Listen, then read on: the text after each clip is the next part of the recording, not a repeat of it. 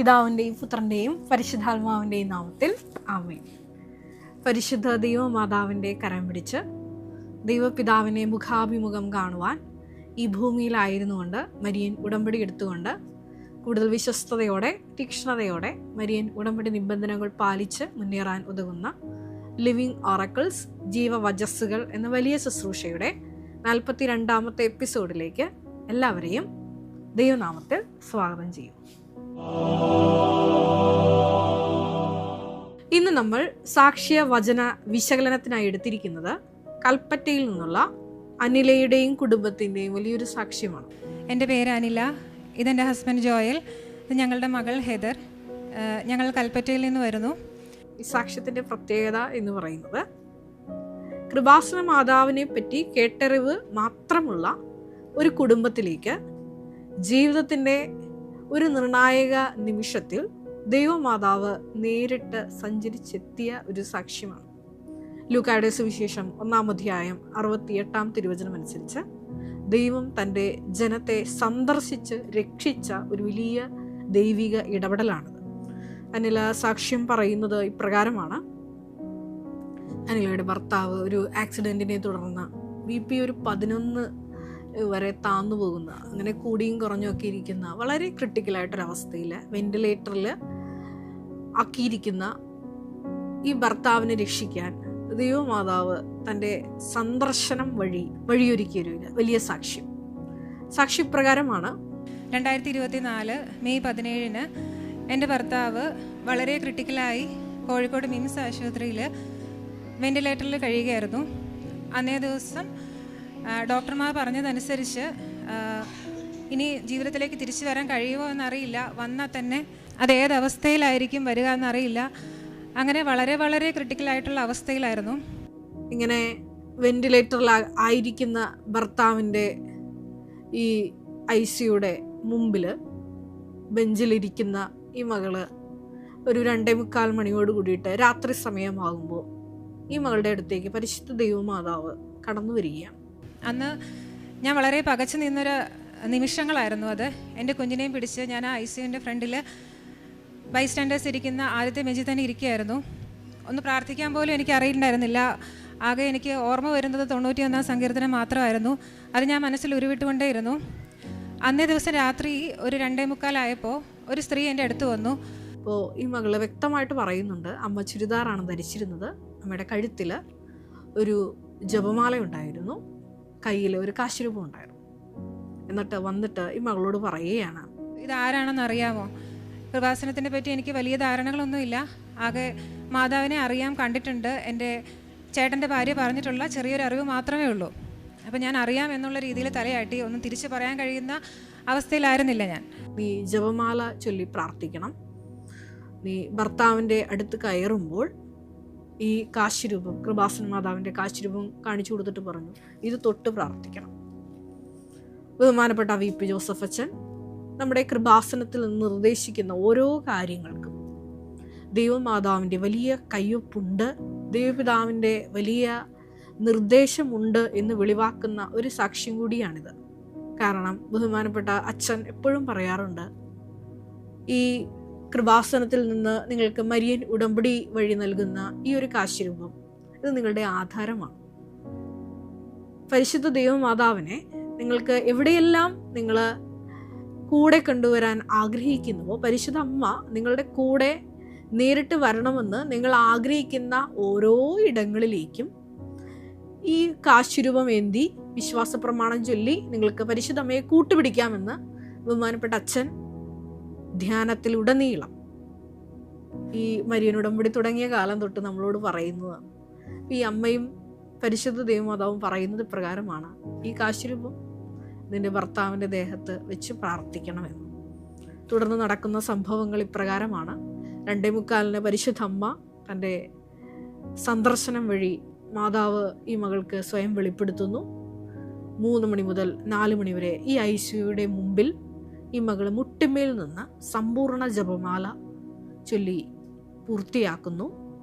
പിറ്റേ ദിവസം രാവിലെ ഡോക്ടർ പതിവ് പോലെ ഈ രോഗിയുടെ ആ ക്രിട്ടിക്കൽ സിറ്റുവേഷൻ അനുസരിച്ച് ഡോക്ടർ പതിവ് പോലെ ഒന്ന് പറയുകയാണ്, ഹസ്ബൻഡിൻ്റെ കാര്യത്തിൽ നിങ്ങൾ വലിയ പ്രതീക്ഷയൊന്നും വെക്കണ്ട, കാരണം ആന്തരിക അവയവങ്ങളൊക്കെ പതുക്കെ ഡാമേജ് ആയി പോകും, ജീവിതത്തിലേക്ക് ഒരു റിക്കവറി പൂർണ്ണ ആരോഗ്യത്തോടെ സാധ്യമല്ല എന്നുള്ള ആ ഒരു പതിവ് സംഭാഷണം ഡോക്ടർ വീണ്ടും പറയും. പക്ഷേ അന്ന് ഒരു വലിയ പ്രത്യേകതയുണ്ട്.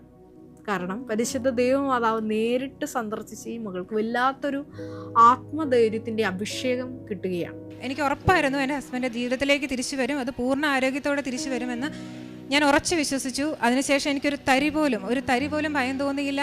പിറ്റേ ദിവസം രാവിലെ ആയപ്പോഴും ഡോക്ടർ വന്ന് പറഞ്ഞു വീണ്ടും ക്രിട്ടിക്കൽ അവസ്ഥയിൽ തന്നെ തുടരുകയാണ്. അങ്ങനെ വളരെ കാര്യങ്ങൾ പറഞ്ഞ് ഞങ്ങളെ പേടിപ്പിച്ചു. പക്ഷെ അപ്പോൾ പോലും എനിക്കൊരു ഭയം തോന്നിയില്ല. എൻ്റെ മാതാവിൽ എനിക്ക് പൂർണ്ണമായിട്ടുള്ള വിശ്വാസം എനിക്ക് തന്നു. അന്ന് മാതാവ് ധൈര്യം തന്നു. പരിശുദ്ധ അമ്മ കൂടെയുണ്ടെന്നുള്ള വലിയ ആത്മധൈര്യം ഈ മകൾക്ക് കിട്ടി. പുറപ്പാട് 33:14 അനുസരിച്ച് ഈ ഒരു വലിയ മരിയൻ സാന്നിധ്യം ഈ ഹസ്ബൻഡിൻ്റെ അടുത്ത് ഈ മകൾ അനുഭവിച്ചറിയുകയാണ്. ജോഷുവ 3:50 അനുസരിച്ച് ശക്തനും ധീരനുമായിരിക്കാനുള്ള വലിയൊരു ആത്മധൈര്യം ഈ മകൾക്ക് കിട്ടുകയാണ്. അപ്പോൾ പിന്നീടുണ്ടായ സംഭവങ്ങൾ വൈദ്യശാസ്ത്രത്തെ ഞെട്ടിക്കുന്നതാണ്. പെട്ടെന്ന് തന്നെ ഈ ഹസ്ബൻഡ് വെന്റിലേറ്ററിൽ നിന്ന് റിക്കവർ ആവുകയും 2 ദിവസത്തിനുള്ളിൽ തന്നെ പിന്നീട് വീട്ടിൽ വരാൻ സാധിക്കുകയും ചെയ്തു. ഇത് വൈദ്യശാസ്ത്രത്തിന് നടക്കാത്തത് പരിശുദ്ധ ദൈവമാതാവിൻ്റെ നേരിട്ടുള്ള ഒരു സന്ദർശനം വഴി നടന്ന ഒരു വലിയ സാക്ഷ്യമാണ്. ഈ മകള് മരിയൻ ഉടമ്പടി എടുത്തിട്ടില്ല. ഈ മകൾ പറയുന്ന ഇപ്രകാരമാണ്, ചേട്ടൻ്റെ ഭാര്യ പറഞ്ഞ് ഉള്ള ഒരു അറിവ് മാത്രമേ ഉള്ളൂ എനിക്ക് ഈ കൃപാസനത്തെ പറ്റിയും കൃപാസന മാതാവിനെ പറ്റിയൊക്കെ. പക്ഷേ ഈ മുട്ടിന്മേൽ നിന്ന് പരിശുദ്ധ ദൈവമാതാവ് ആവശ്യപ്പെട്ടതനുസരിച്ച് ജപമാല ചൊല്ലി പ്രാർത്ഥിക്കുമ്പോൾ ഈ മകൾ പറഞ്ഞൊരു വാക്കുണ്ട്, എൻ്റെ ഭർത്താവിനെയും കൊണ്ട് ഞാൻ ഈ അൾത്താരയിൽ വന്ന് സാക്ഷ്യം പറഞ്ഞോളാം എന്ന്. ആരോഗ്യം തിരിച്ചു കിട്ടിയ ഭർത്താവിനെയുമായിട്ടാണ് ഈ മകള് ഈ അത്ഭുത സാക്ഷ്യം ഈ സമയം അൾത്താരയിൽ പറയുന്നു. വീണ്ടും ഈ മകള് പറയുന്നുണ്ട്, പിന്നെ ഞാൻ വീട്ടിലെത്തി കഴിഞ്ഞതിന് ശേഷമാണ് കൃപാസനത്തിനെ പറ്റി കൂടുതൽ അറിയാൻ ശ്രമിച്ചത്. അച്ഛൻ്റെ ധ്യാനങ്ങൾ കൂടാൻ തുടങ്ങി, സാക്ഷ്യങ്ങൾ കേൾക്കാൻ തുടങ്ങി, എൻ്റെ ചേച്ചീനോട് കൂടുതൽ കാര്യങ്ങൾ അന്വേഷിച്ചറിയാൻ തുടങ്ങി. ഞാൻ ആദ്യം ലൈറ്റൽ ക്യാൻഡിൽ പ്രയർ റിക്വസ്റ്റ് ഇട്ട് പ്രാർത്ഥിച്ചു. അപ്പോൾ എനിക്ക് തോന്നി അത് പോരാ, ഞാൻ ഉടമ്പടി എടുക്കണം. കാരണം ഞാൻ ഉടമ്പടിയിൽ എടുക്കാതെ തന്നെ മാതാവ് എനിക്ക് ഇത്രയും അനുഗ്രഹം തന്നപ്പോൾ ഞാൻ ഓൺലൈൻ ഉടമ്പടി എടുക്കണം എന്നെനിക്ക് മനസ്സിലായി. ഞാൻ എന്നിട്ട് ഒരാഴ്ചക്കുള്ളിൽ വീണ്ടും ഓൺലൈൻ ഉടമ്പടി എടുത്തു. എന്നെക്കൊണ്ട് കഴിയാൻ പറ്റാവുന്നതിൻ്റെ മാക്സിമം ഞാൻ ആ ഉടമ്പടി ഫോളോ ചെയ്തു പോന്നു. പിന്നീടും ആ മകൾക്കുള്ളിലൊരു കുറ്റബോധമുണ്ട്. കാരണം എൻ്റെ ജീവിതത്തിൽ പരിശുദ്ധ ദൈവമാതാവ്, സ്വർഗത്തിലിരിക്കുന്ന ദൈവമാതാവ് നേരിട്ട് 2:45 മണിയായപ്പോൾ സന്ദർശിച്ചതിന് ഞാൻ ഇപ്രകാരം ഒന്ന് ചെയ്താൽ പോരാ, ഇവിടെ വന്ന് തന്നെ ഉടമ്പടി എടുക്കണം. അപ്പം ഈ മകള് ഉള്ളിൽ പറയുകയാണ്.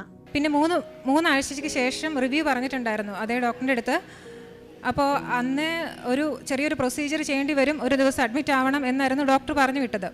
അപ്പോൾ വീണ്ടും ചെക്കപ്പിന് പോയപ്പോൾ ഈ മകള് മനസ്സിലിങ്ങനെ പ്രാർത്ഥിക്കുകയാണ്, ഡോക്ടർ ഇങ്ങനെ പറയണ്ട, അതായത് ഈ ഒരു ഇൻ്റർവെൻഷൻ്റെ ആവശ്യം ഇല്ല എന്ന് പറയണം. ഇതാണ് ഈ മകളുടെ മനസ്സിൽ നിയോഗം. അങ്ങനെയാണെന്നുണ്ടെങ്കിൽ ഞാൻ തീർച്ചയായിട്ടും കൃപാസനത്തിൽ വന്ന്, വയനാട്ടിൽ നിന്ന് കൃപാസനത്തിൽ വന്ന് തീർത്ഥാടക ഉടമ്പടി എടുത്ത് പ്രാർത്ഥിച്ചോളാം എന്നാണ് ഈ മകൾ മനസ്സിൽ പറയുന്നത്. ആ മകളുടെ നിഷ്കളങ്കമായ പ്രാർത്ഥന ദൈവമാതാവ് വീണ്ടും കേൾക്കുന്നു. അന്ന് റീചെക്കപ്പിന് പോയപ്പോൾ ഫോളോ അപ്പിന് പോയപ്പോൾ ഡോക്ടേഴ്സ് പറഞ്ഞു, ഇനി ആ ഒരു ഇൻ്റർവെൻഷൻ്റെ ആവശ്യമില്ല, നിങ്ങളുടെ ഭർത്താവ് പൂർണ്ണ സൗഖ്യവാനായിരിക്കും. പിന്നീട് ഈ മകൾ പറയുന്നുണ്ട്, ആക്സിഡൻറ്റിനെ തുടർന്ന് ഹസ്ബൻഡിൻ്റെ ജോലിയുടെ വിഷയം ഒരു ക്വസ്റ്റ്യൻ മാർക്കായിരുന്നു. ഒരു പുതിയ ജോലിക്ക് വേണ്ടിയിട്ട് ഇങ്ങോട്ട് വിളിച്ച്, അതായത് നിയമാവർത്തനം 8:3 തിരുവചനം അനുസരിച്ച് അജ്ഞാത മേഖലയിൽ നിന്ന് ഇങ്ങോട്ട് ഒരു ഫോൺ കോൾ വിളിച്ചിട്ടാണ് മാതാവ് ഒരു ജോലി ഈ ഹസ്ബൻഡിന് ബാംഗ്ലൂരിൽ നല്ലൊരു ജോലി തരപ്പെടുത്തി കൊടുക്കുന്നത്. വീണ്ടും നമ്മൾ പറയുന്നുണ്ട്, ബാംഗ്ലൂർ എത്തിക്കഴിഞ്ഞപ്പോൾ അവിടെ വീട് ശരിയാകാനുള്ള തടസ്സങ്ങളുണ്ടായിരുന്നു. പക്ഷേ അവിടെ എത്തിക്കഴിഞ്ഞപ്പോൾ അവിടെ ഞങ്ങൾക്ക് സഹായത്തിനായിട്ട് മാതാവ് ആളെ വിട്ടിട്ടുണ്ടായിരുന്നു. ഞങ്ങൾ പ്രതീക്ഷിച്ചതിലും കൂടുതൽ നല്ലൊരു വീട്, അതും അവിടെ കിട്ടാവുന്നതിലും കുറഞ്ഞൊരു വാടകയ്ക്ക് മാതാവ് ഞങ്ങൾക്ക് ശരിയാക്കി തന്നു. വീണ്ടും ഡാനില എന്ന ഈ മകള് പറയുന്നത് പ്രകാരമാണ്, തൻ്റെ മകൾക്ക് സ്വന്തം മകൾക്ക് ലഭിച്ച വലിയ വലിയ ദൈവാനുഭവങ്ങൾ, കൃപാസനത്തില് മരിയൻ ഉടമ്പടി എടുത്തു പോകുന്ന ഈ കുഞ്ഞുങ്ങളുള്ള അമ്മമാർക്ക് കിട്ടുന്ന വലിയ വലിയ ദൈവാനുഭവങ്ങളാണ്. ഞാൻ ഇന്ന് ഓർക്കുകയാണ്, കഴിഞ്ഞ ദിവസങ്ങളിൽ എൻ്റെ സ്വന്തം ചേച്ചി ഇപ്രകാരം പറയേണ്ടത്, എന്നും സ്കൂളിൽ പോകുമ്പോൾ കുഞ്ഞുങ്ങൾക്ക് എന്നും അസുഖമായിരുന്നു. അപ്പോൾ ഇവിടെ നിന്ന് മരിയൻ ഉടമ്പടി പുതുക്കാൻ നേരത്ത് നിങ്ങൾക്കറിയാം ഉടമ്പടി തൈലം കിട്ടും. അപ്പോൾ ഈ ഉടമ്പടി തൈലം എല്ലാം ചേച്ചി എടുത്തു വെച്ചിരിക്കുകയായിരുന്നു. അപ്പോൾ ചേച്ചിക്ക് ഒരു ദിവസം തോന്നി ഇതൊക്കെ കുഞ്ഞുങ്ങളെ അപ്ലൈ ചെയ്ത് വിടണം, വിശ്വാസപ്രമാണം ചൊല്ലി. അപ്പോൾ എൻ്റെ ചേച്ചി എന്നോട് പങ്കുവയ്ക്കുകയായിരുന്നു, ഇങ്ങനെ ഈ ഉടമ്പടി തൈലം തേച്ച് കുഞ്ഞുങ്ങളെ യാത്രയാക്കാൻ തുടങ്ങിയപ്പോൾ ഈ സ്കൂളിൽ നിന്ന് അല്ലെങ്കിൽ വരുമ്പോൾ അവിടെയുള്ള എല്ലാ അസുഖവും വാങ്ങിച്ചുകൊണ്ട് വരുന്ന കുഞ്ഞുങ്ങൾക്ക് ഇപ്പോൾ യാതൊരു പ്രശ്നവുമില്ല. ഈ അമ്മയും പറയുന്ന പ്രകാരമാണ്, ഉടമ്പടി തൈലം തേച്ച് ഈ മകളെ കിടത്തിയ പിറ്റേ ദിവസം തന്നെ, അന്ന് രാത്രി മുഴുവൻ ഈ മകൾക്ക് കഫക്കെട്ട് കൂടിയിട്ട്, ഈ അനിലയുടെ മകൾക്ക് കഫക്കെട്ട് കൂടിയിട്ട് ഉറങ്ങാൻ പറ്റാത്ത, ഒരു ശ്വാസം കിട്ടാത്തൊരവസ്ഥയൊക്കെയായിരുന്നു. പല മരുന്നുകളും ഡോക്ടർ നിർദ്ദേശിച്ചത് കൊടുത്തിട്ടും ഒരു പ്രയോജനവും ഉണ്ടായില്ല. ഈ മകള് വിശ്വാസപ്രമാണം ചൊല്ലി ഈ ഉടമ്പടി തൈലം പ്രയോഗിച്ചപ്പോൾ പിറ്റേ ദിവസം ഒരു നോർമൽ ചൈൽഡ് എങ്ങനെയാണ് ശ്വസിക്കുന്നത്, ഈ ബുദ്ധിമുട്ടൊന്നുമില്ലാതെ ഒറ്റ രാത്രി കൊണ്ട് പരിശുദ്ധ ദൈവമാതാവ് ആ വിഷയത്തിൽ ഇടപെട്ടു എന്നാണ് സാക്ഷ്യത്തിൽ പറഞ്ഞത്. വീണ്ടും ഇപ്രകാരം പറയുന്നുണ്ട്, പിന്നെ ഒരിക്കൽ എൻ്റെ കുഞ്ഞിൻ്റെ കൈ കാറിൻ്റെ ഡോറിൻ്റെ ഇടയിൽ കുടുങ്ങിപ്പോയി. ഈ 4 വിരലും ചതഞ്ഞ പോലെയായിരുന്നു. അവൾ ഭയങ്കര കരച്ചിലായിരുന്നു. എന്ത് ചെയ്യണമെന്ന് അറിയില്ലായിരുന്നു. ഞങ്ങൾ പ്രാർത്ഥിച്ചു. കൃപാസന ഉപ്പും തേനും നാവിൽ വെച്ച് കൊടുത്തു. നീര് ആദ്യം ചെറുതായിട്ടൊന്ന് വന്നു. 1 മണിക്കൂറിന് ശേഷം നോക്കിയപ്പോൾ ഒരു നീരുമില്ല, ഒരു പാടുപോലും ഇല്ലാതെ മാതാവ് സൗഖ്യമാക്കി തന്നു. ഇപ്രകാരം ഈ ഒരു സാക്ഷ്യം നമ്മൾ വിലയിരുത്തുമ്പോൾ, വിശകലനം ചെയ്യുമ്പോൾ നമുക്ക് മനസ്സിലാവുന്നത്, അതായത് എൻ്റെ മനസ്സിലോട്ട് ഓടി വന്നത് ഇപ്രകാരമാണ്. അതായത് തൻ്റെ ജനവുമായി, തൻ്റെ തിരഞ്ഞെടുക്കപ്പെട്ടവരുമായി ഉടമ്പടിയിൽ ഏർപ്പെടാൻ വേണ്ടിയിട്ട് വെമ്പൽ കൊള്ളുന്ന ഒരു ദൈവിക സ്നേഹ പദ്ധതിയായിട്ടാണ് ഈ ഒരു സാക്ഷ്യം എനിക്ക് മനസ്സിലായത്. കാരണം ഈ അനില എന്ന മകൾക്ക് നല്ലൊരു ഇൻഫ്രാസ്ട്രക്ചറുണ്ട്, കൃപ വന്ന് നിറയാനുള്ള. കൃപയുടെ ഏറ്റവും വലിയ പ്രത്യേകത എന്ന് പറയുന്നത്, കൃപ വന്ന് നിറയാൻ എപ്പോഴും നമുക്കൊരു കണ്ടെയ്നർ വേണം. അതിന് നമ്മുടെ സ്വഭാവത്തിൽ തന്നെ നമുക്കൊരു ചേഞ്ച് വേണം. അതായത് ദൈവശാസ്ത്രജ്ഞന്മാർ പറയുന്നത് പോലെ, grace always builds upon nature. ഒരുവൻ്റെ പ്രകൃതിയിലാണ് കൃപ എപ്പോഴും ഉണ്ടാകപ്പെടുന്നത്, അതുമല്ലെങ്കിൽ വന്ന് നിറയപ്പെടുന്നത്. പരിശുദ്ധ ദൈവമാതാവിനെ ഗബ്രിയേൽ ദൂതൻ അഭിസംബോധന ചെയ്തത് ഇപ്രകാരമാണ്, കൃപ നിറഞ്ഞവളെ സ്വസ്തി, കർത്താവ് നിന്നോട് കൂടെ. എന്തുകൊണ്ടാണ് പരിശുദ്ധ ദൈവമാതാവിനെ കൃപ നിറഞ്ഞവൾ എന്ന് വിളിക്കുന്നത്? കാരണം ദൈവിക പദ്ധതികളോട്, ദൈവിക സന്ദേശങ്ങളോട് ഒട്ടും തന്നെ ഒരു അവിശ്വാസമില്ലാതെ, അതുമല്ലെങ്കിൽ ചഞ്ചലിപ്പില്ലാതെ എല്ലാം ഹൃദയത്തിൽ സംഗ്രഹിച്ചുകൊണ്ട് വചനം നടപ്പിൽ വരുത്താനുള്ള ഒരു ദൈവസ്നേഹ തീക്ഷ്ണത ദൈവമാതാവിനുണ്ടായിരുന്നു. അതാണ് തുടർന്ന് പരിശുദ്ധാത്മാവിൽ നിറഞ്ഞ് എലിസബത്ത് പറയുന്നതും. ലൂക്കായുടെ സുവിശേഷം 1-ാം അധ്യായം 45-ാം തിരുവചനം, കർത്താവ് നിന്നോട് അരുളി ചെയ്ത കാര്യങ്ങൾ നിറവേറുമെന്ന് വിശ്വസിച്ചവൾ ഭാഗ്യവതി. അപ്പോൾ ഈ ഒരു പരിശുദ്ധ ദൈവമാതാവിൻ്റെ നടപടിയെക്കുറിച്ച് നമ്മൾ ധ്യാനിക്കുമ്പോൾ ഞാൻ എപ്പോഴും ചിന്തിക്കുന്ന ഒരു വചനമാണ് മത്തായി 5:47. ബഹുമാനപ്പെട്ട വി.പി. ജോസഫ് അച്ഛൻ എപ്പോഴും ഉടമ്പടി ധ്യാനത്തിലൂടെ നിങ്ങളോട് പങ്കുവയ്ക്കുന്ന ഒരു വചനമാണ്. അതായത് വിശേഷവിധിയായിട്ട് നിങ്ങൾ എന്താണ് ചെയ്യുന്നത്. അപ്പം ഈ ഒരു വചനം കേൾക്കുമ്പോൾ എൻ്റെ മനസ്സിൽ പരിശുദ്ധാത്മാവ് എപ്പോഴും പറയുന്നൊരു കാര്യമുണ്ട്, ജോമോളെ, കഠിന വചനങ്ങൾ നടപ്പിൽ വരുത്തുമ്പോഴാണ് നമ്മുടെ ജീവിതത്തിൽ ഏറ്റവും കൂടുതൽ കൃപ ലഭിക്കുന്നത്. കഠിന വചനങ്ങൾ. പരിശുദ്ധ ദൈവമാതാവിൻ്റെ മംഗളവാർത്ത സന്ദേശം നമ്മളെ സംബന്ധിച്ചിടത്തോളം വളരെ സന്തോഷമുള്ളൊരു സദ്വാർത്ത, അതുമല്ലെങ്കിൽ ഒരു സുവിശേഷമാണ്. പക്ഷേ പരിശുദ്ധ ദൈവമാതാവിനെ സംബന്ധിച്ചിടത്തോളം അതൊരു സദ്വാർത്ത ആയിരുന്നില്ല. കാരണം എന്താണ്? ഇതെങ്ങനെ സംഭവിക്കും, ഞാൻ പുരുഷനെ അറിയുന്നില്ലല്ലോ എന്ന് പറയുമ്പോൾ ദൂതൻ മറുപടി പറയുന്ന പ്രകാരമാണ്, പരിശുദ്ധാത്മാവ് നിന്റെ മേൽ വരും, അത്യുന്നതന്റെ ശക്തി നിന്നിൽ പ്രവർത്തിക്കും. ലൂക്കായുടെ സുവിശേഷം 1-ാം അധ്യായം 35-ാം തിരുവചനം. അപ്പോൾ പുരുഷനെ അറിയാതെ ഗർഭിണിയായ ഒരു യഹൂദ സ്ത്രീക്ക് നേരിടാനിരിക്കുന്ന എല്ലാ അപവാദങ്ങളെക്കുറിച്ചും ഫുള്ളി കോൺഷ്യസ് ആയിട്ടുള്ള, പരിശുദ്ധാത്മാവിൽ നിറഞ്ഞു ജീവിക്കുന്ന കൃപ നിറഞ്ഞവളായ ദൈവമാതാവ് ആ ഒരു കുരിശിന്റെ വചനത്തോട് പറയുന്നൊരു ഉത്തരമുണ്ട്. എന്താണത്? ലൂക്ക 1:38. ഇതാ കർത്താവിൻ്റെ ദാസി, നിന്റെ വചനം പോലെ എന്നിൽ നിറവേറട്ടെ. ഇങ്ങനെ കഠിന വചനങ്ങള്, കുരിശിന്റെ വചനങ്ങള് ജീവിതത്തിൽ നടപ്പിലാക്കാൻ നമ്മൾ ശ്രമിക്കുമ്പോഴാണ് ഈ വലിയൊരു കൃപയുടെ രക്ഷാകര അനുഭവം നമ്മുടെ ജീവിതത്തിൽ വരുന്നത്. അതുമല്ലെങ്കിൽ ഞാൻ നേരത്തെ പറഞ്ഞ പോലെ വിശേഷവിധിയായിട്ട് ചെയ്യുന്നതിൻ്റെ ഏറ്റവും ഒരു എപ്പിക്, അതുമല്ലെങ്കിൽ ഒരു അപ്പെക്സ് എന്ന് പറയുന്നത് ഈ ഒരു വചന നടപടിയാണ്. ഇവിടെ ഈ മകള്, അനില എന്ന മകള് പറയുന്നുണ്ട്, 2:45 സമയം ഇതേപോലെ എന്ത് ചെയ്യണമെന്നറിയാതെ ഈ മകൾ അവിടെ ഇരിക്കുകയാണ്. നിങ്ങൾക്കറിയാം, കുദാശയിലൂടെ ഒന്നായ ഒരു മകൾക്ക് ജന്മം നൽകിയ ഈ ഒരു യുവതിയായ ഒരു അമ്മയാണ്. അപ്പോൾ തൻ്റെ ഭർത്താവിനെ ഈ ഒരു അകാലത്തിൽ നഷ്ടപ്പെട്ടു പോകുന്നുള്ള ഇങ്ങനെ ചങ്ക് പൊടിഞ്ഞിരിക്കുന്ന സമയത്താണ് ദൈവമാതാവിൻ്റെ വലിയ സന്ദർശനത്തിലൂടെ ഒരു വചനം കൈമാറപ്പെടുന്നത്. അത് ഇപ്രകാരമാണ്: 1, നീ ജപമാല ചൊല്ലി പ്രാർത്ഥിക്കണം. 2, ഈ കാശിരൂപം മാതാവ് കാണിച്ചിട്ട് പറഞ്ഞു, ഈ കാശിരൂപം തൊട്ട് പ്രാർത്ഥിക്കണം, ഭർത്താവിനെ തൊട്ട് പ്രാർത്ഥിക്കണം. ഈ മകള് ആ സമയം ആ ഒരു കഠിന വചനം നടപ്പിൽ വരുത്തുകയാണ്. എന്താണ് അവൾ ചെയ്തത്? അനില എന്ന മകൾ ആ സമയം തന്നെ അവിടെ മുട്ടിൽ നിന്ന് വിശ്വാസ പ്രഖ്യാപനം പരസ്യമായിട്ട് മറ്റുള്ളവരുടെ മുമ്പിൽ ആ മകൾ മുട്ടിൽ നിന്ന് 1 മണിക്കൂർ പറയുന്നുണ്ട്, 3 to 4, 3 മണി മുതൽ 4 മണി വരെ ഞാൻ ആ ജപമാല പൂർത്തിയാക്കിയെന്ന്.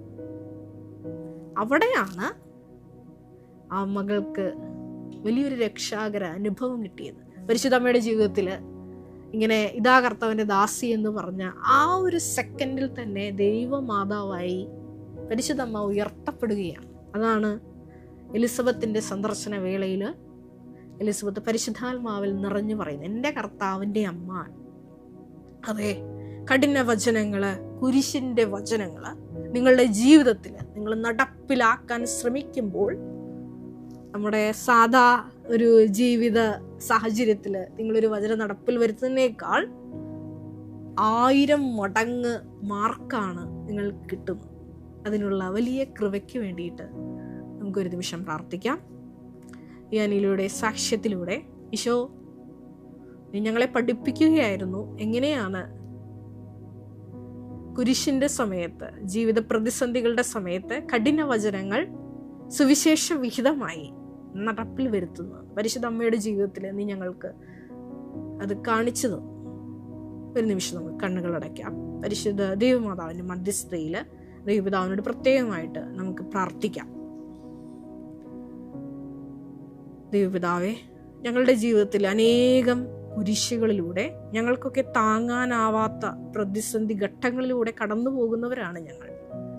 ഈ സമയത്തെല്ലാം നിന്റെ സന്ദർശനം ഞങ്ങൾ പ്രതീക്ഷിക്കുകയാണ്.